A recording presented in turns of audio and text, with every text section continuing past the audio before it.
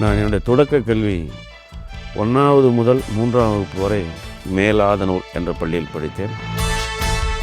தொடர்ந்து கழுதூர் என்ற ஊரில் அரசு ஆதிதிராவிட நல தொடக்கப்பள்ளி 5ஆம் வகுப்பு வரை படித்தேன். அதன் பின்பு கழுதூரில் 6ஆம் வகுப்பு முதல் 10ஆம் வகுப்பு வரை அரசு பள்ளியில் தான் படித்தேன்.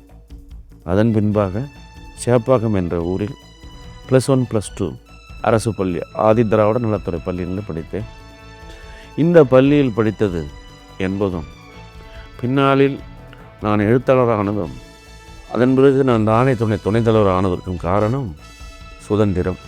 நான் அரசு பள்ளியில் மட்டும் படிக்காமல் இருந்தால் தான் நான் நிச்சயமாக இந்த எழுத்தாளராக வந்திருக்கவே முடியாது. என்னுடைய தனிப்பட்ட கருத்து, நீங்கள் தமிழ்நாட்டில் எடுத்த பெரிய மேதைகள், அறிவியல் அறிஞர்கள், எழுத்தாளர்கள், கலைஞர்கள் எல்லோருமே அரசு பள்ளியில் படித்து வந்தவர்கள் தான். கிராமத்தில் பிறந்தவன். எனக்கு இலக்கியம் கற்றுத்தந்தது என்னுடைய ஆசிரியர்கள் தான். எனக்கு முதலாக ஆங்கில நூலை அறிமுகப்படுத்தியது ஒரு தமிழ் ஆசிரியர் தான்.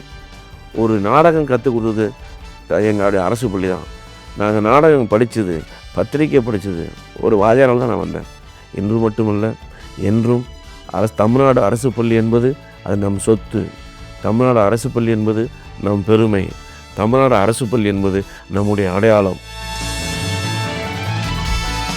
நான் எங்களுடைய ஊருக்கு நான் படித்த பள்ளிகளுக்கு திரும்பி அந்த வழியாக போகும்போதெல்லாம் அந்த பள்ளிக்கு சென்று பார்க்கிறேன். எத்தனை மலரும் நினைவுகள். அது ஒருபோதும் நாம் உயிரோடு இருக்கிற வரைக்கும் அது மறைய போகிறதில்ல. நம்முடைய இளமை காலம்தான் நம்முடைய பொற்காலம்.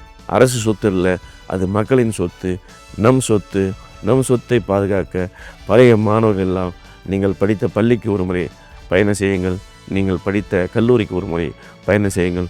உங்களுடைய நினைவுகளை ஒரு ஆவணமாக பதிவு செய்யும்போது தான் அடுத்த தலைமுறை இந்த அரசு பள்ளியினுடைய பெருமையை உணரும்.